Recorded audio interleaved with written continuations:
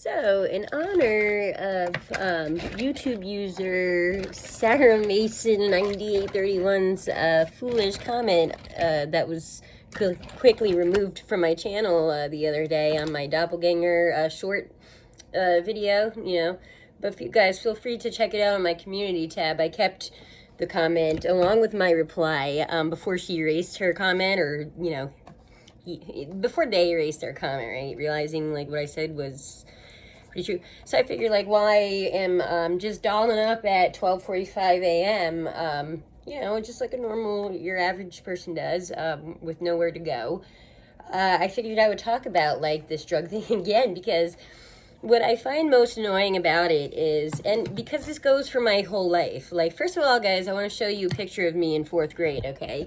Now, I'm not saying that I ain't, or I am, or I ain't on drugs, okay? But the reason why these things don't bother me is because even at school age, when I certainly, first of all, this was my 4th grade picture, okay? All right, do you see that there? That's me in 4th grade, okay? That's normal. That's normal Samantha, okay? So I'm used to, like, even in school back, if there's, I want this lesson to be known out there for people who are either uneducated or just not sophisticated in life, and just assume that personality equates to drugs or people being high. That's false, guys, okay? There are people out there who are just funny and charming and, like, hilarious, and peppy, and it doesn't necessarily mean high. Like, it doesn't, really. And that's what is so annoying, because I've heard that, whether take my age out of it now, take me and my history and what you know about me out of it, even in school, like, like, if I was being goofy or whatever, like, oh, did you smoke quack? Like, like, just ignorant, boring fools, guys. Like, so if you are one of those people who get attacked, ooh, I think there's like a really intense rainstorm. Let me see. Oh yeah, look at that. It's pretty neat. So yeah, but so this brings me to my story. So there's that. I wanted to share that picture with you guys, but I also never got to tell you about the time when I was officially kicked out of Wapipi subsidized apartments, right? And in Elkland, Pennsylvania, the day I was booted out of Elkland. The whole thing was fucked up, but funny, because number one, I was literally in the middle of a shower when they knocked on my door, okay? I was in the shower, and I should have probably assumed, like, because it was like 8, it was in the morning, it was before 9 o'clock, so I figured I was safe to do that, but I should have figured, like, the housing office opens at 8:30, they didn't want to wait 1 second longer to throw me down and humiliate me, right? But no, it wasn't humiliating. Well, I mean, I was in the shower, right? And I was in the shower, and they can hear me from downstairs. I turned the water off, and I was like, I'm in the shower, and I was willing to stop. I had to just rinse off, and I said, just give me a minute to, like, get dressed. And they clearly heard me, because they heard me, okay, guys? It was a small apartment, all right? And I'm a loud gal, all right? And they heard me. And rather than just waiting the minute, and literally that's all, maybe 2 minutes, because you guys, like, when you get right out of the shower, you can't just, like, skedaddle and start getting dressed. Like, you do have to kind of dry, because you can't, like, it's dangerous. So anyhow, I wasn't playing games. Like, I wasn't, like, stalling them or anything. I literally asked for a minute or 2 minutes, whatever I said. Probably I said a minute. And no, all of a sudden I see, like, I noticed through the crack of my bathroom door, I noticed it lighter, and I'm like, they're not, I said, are you guys inside?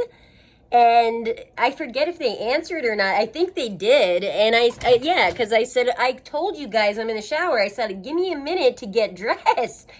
And I said, can you please at least move over? Because where they opened my front door, is directly up the stairs to my bathroom. Some of you on the dark web probably know that.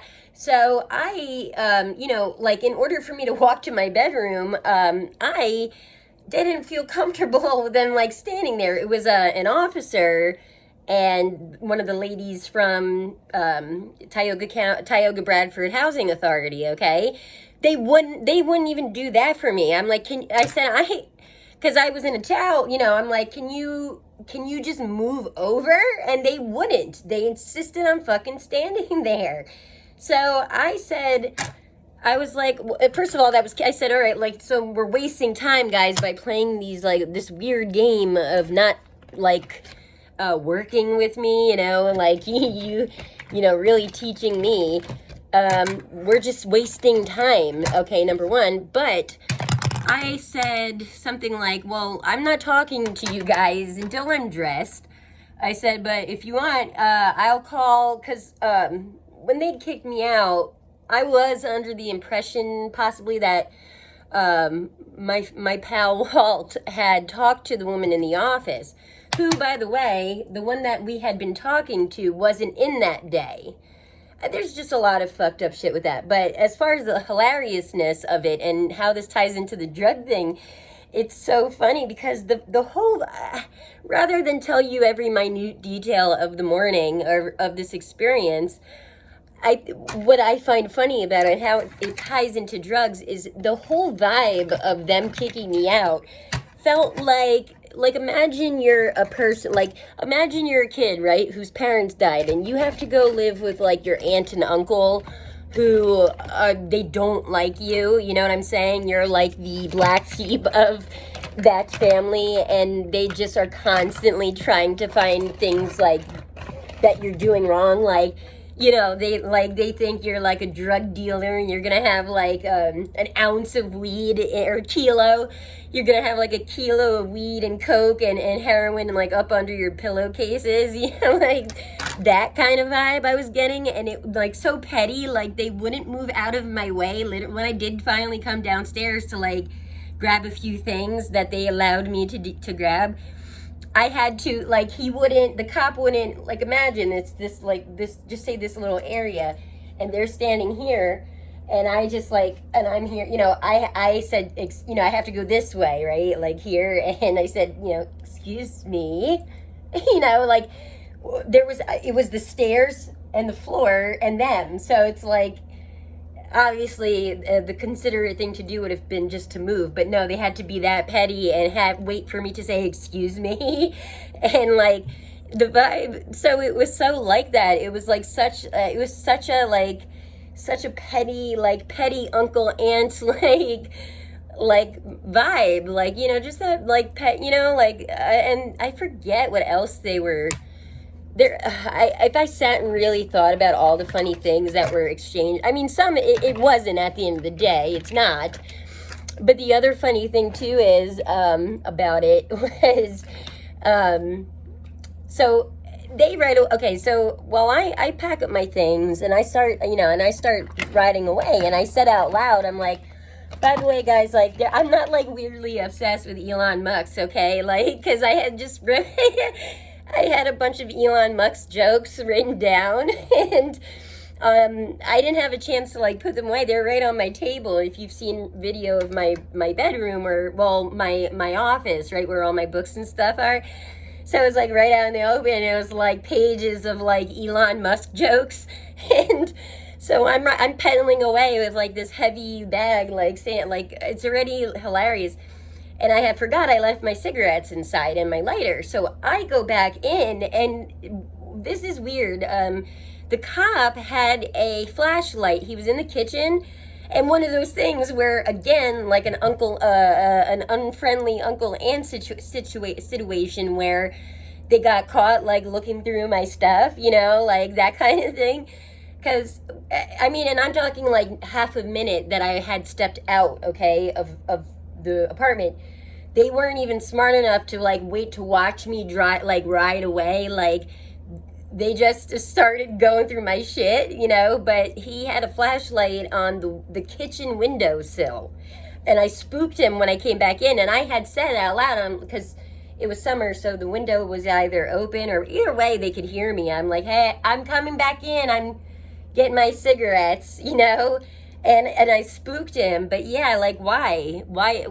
Don't you find that suspicious? Because the day of March 3rd, there was, as far as it tying into like electronic harassment, the windowsills were strangely important in that apartment.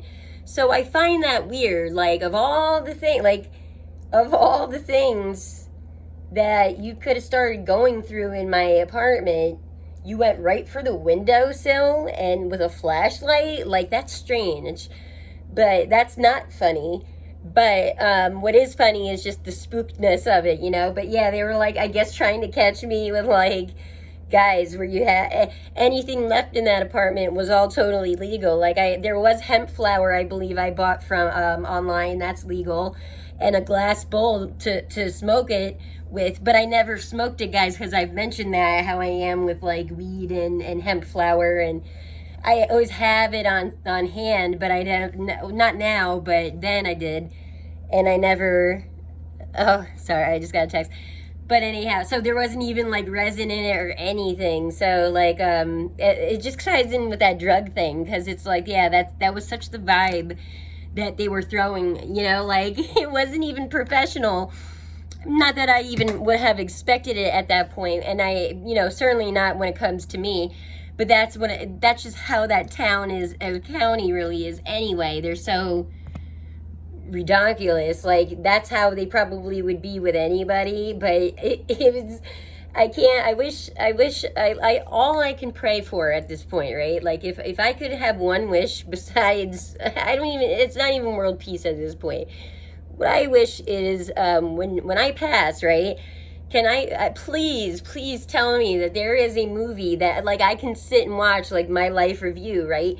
But I mean everything, you know, like, please, there's certain things that I just really hope were caught on tape for my sake, you know? And if somehow I could get that copied back down to you guys on Earth, for those who would appreciate it, I certainly wish that as well, like that you could witness, like, you know, you guys get a copy through like cloud, or, you know, it's on iTunes available to download or something. So, because like, there's just times in my life where I'm like, I like the help, you know, where I just, somebody has to be appreciating it. In spirit, yes, I know there were, but I'm talking like, you know, 3D human on Earth plane existence. It would be nice for one other person who would find the humor in it to witness it.